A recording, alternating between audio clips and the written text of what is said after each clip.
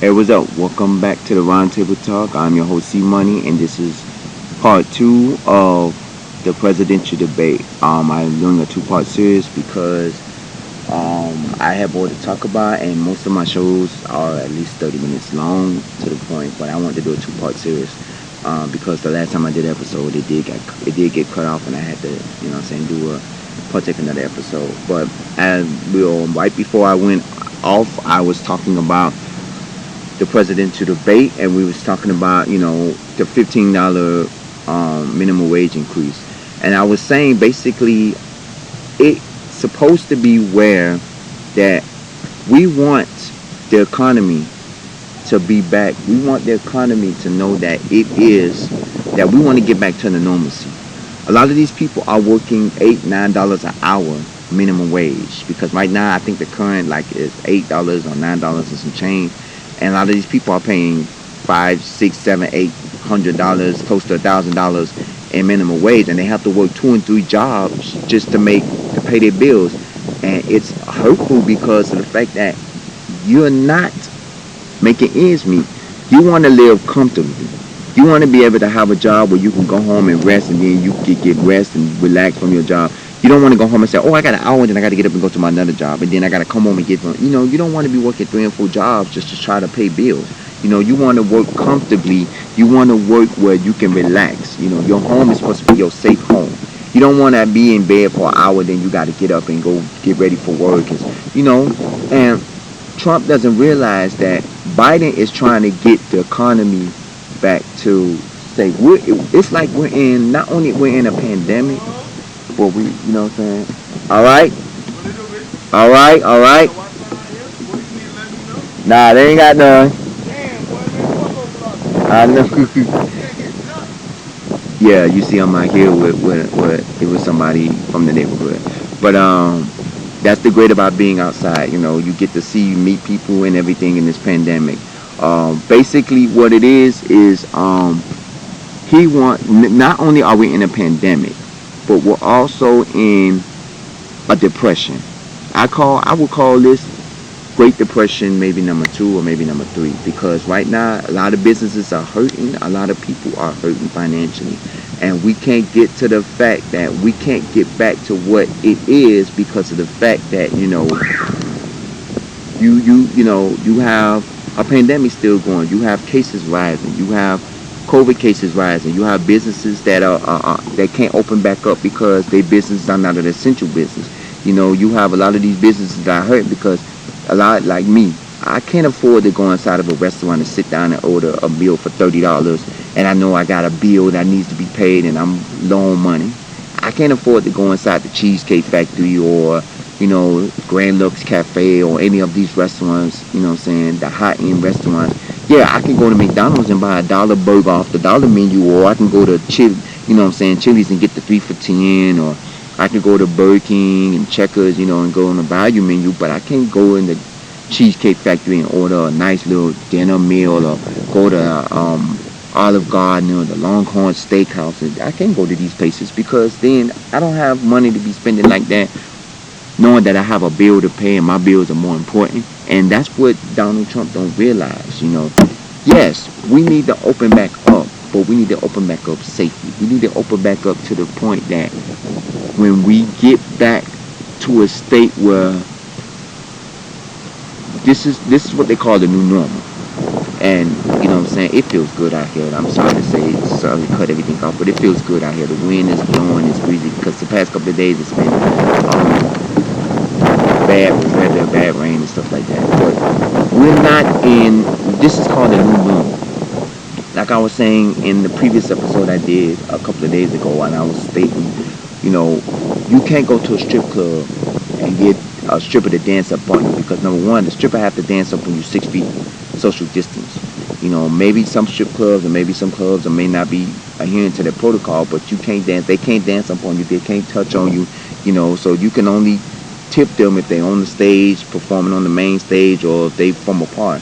Just like in restaurants, they can't cook their full menu. They can only cook certain items and stuff like that.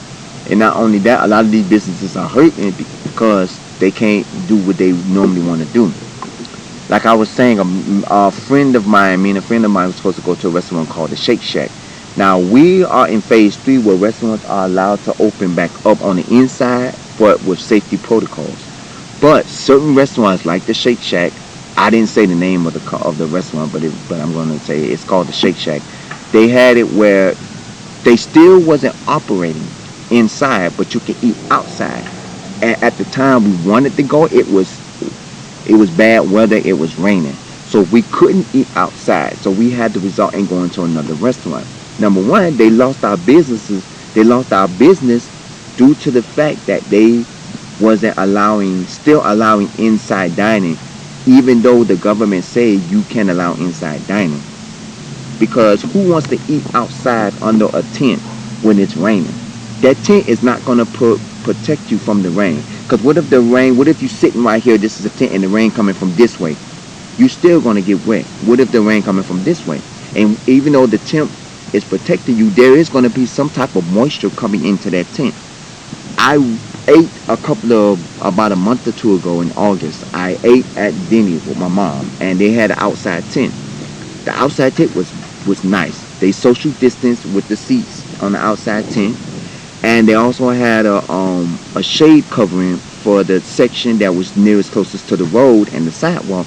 So when people walk by, I mean, they don't get to see you. And also, if the sun is, because the other side of the tent was the restaurant, and like one side of the tent was the restaurant part where, you know what I'm saying, it was covering. So if the sun was to shine on that way, it's not gonna hit you. And the other side was the road and sidewalk area, and it had a shade. So if the sun was to come in from that way, it's not going to affect you, because you're not going to be like, oh, it's hot out here, and and stuff. No, they had a shade. But a lot of these restaurants are not doing that. They just have a tent over it where, okay, the tent is over so it can cover you, but the rain can still come in and the heat can still come in if the rain is coming from the side directions, and if the sun is coming from side directions. Because 9 times out of 10, the sun is not just beaming on the top. It can come from either section. It's just the top part is to keep you from shade, just like where I'm sitting at now.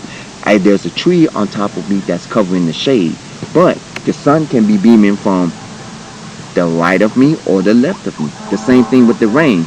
The rain could be coming from, the wind could be pushing the rain from either direction, and they don't have to be coming straight from the top. It could be coming from either direction. So that's what a lot of these businesses are not thinking about when it comes to outside eating, when it comes to the safety of their guests that are coming to their restaurants.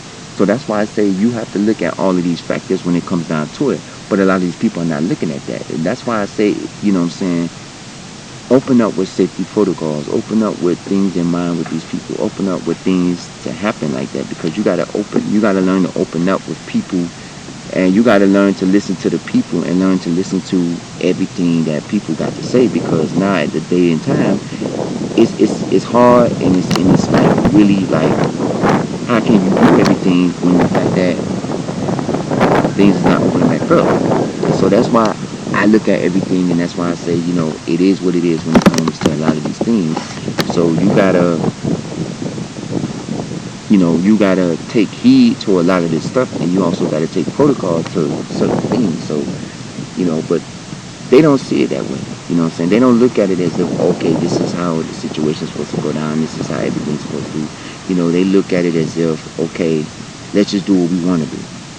And it's not right, because now when you say you want to do what you want to do, it comes down to the fact that things is going to happen, things is going to, spikes is going to keep going up, and then you got to look at a lot of stuff that's going down as if that, what are we going to do to change things? And that's why this election counts and everything. You got to see what everything is going to change and everything's going to do and stuff like that. So how can you go on, and how can you do a lot of this stuff, when there is no change, there is no, nothing going down, and that's what makes it all like one, to know that this is like the new normal, and the new normal is not even much the normal, because now you have to look at certain things, and then you have to look at life as if, how can we get back to what we used to be back in 2019, back in 2018, back in 2017, because now it's going to be a whole lot of changes in 2021. Even when things do get to open back up and we go back to open back 100% capacity, a lot of things is going to change to the fact that it's not going to be the same anymore. And you have to look at, you know, change is everything. Change can sometimes be for the good. Change can sometimes can be for the bad. So how can you change everything when you can't change yourself? And then that's what last night was about. Like, it was like we was living in times where, like, how can we do all of this stuff? How can all of this stuff go on? To the fact that it's not going to get better. So, and that's the one thing that a lot of people don't understand. How is it going to get better? And how is it going to get it change if we don't voice our opinions and we don't do things that we do? So that's why I say, it's like, get out there, go do what you have to do, change the economy, make things change, you know what I'm saying? Because it is now time for us to do what we have to do, to get what we have to get out there. And we need to make our voice heard, and we need to make our voice, out there to the community to know that we need to make changes. Don't wait for somebody to come into office to make changes. Don't wait for somebody to come in to say what we got to do. You know what I'm saying? Go out there and make your voice heard. And I've said it in my previous shows that this is something that we need to do because it is now to the point that it is getting ridiculous and out of hand. And it is sad to see that we have to sit up here and we have a president that doesn't even care about the low income people. We have a president that don't even care about what's going down. We have a president that sits up here and looks at it as if that, what is you doing to help us? What is you doing to get us out of this pandemic? What is you doing to do what we got to do? And that's why I say it is what it is with, life. So I look at it as if a lot of this stuff that's gonna go down it is what it is. Yep.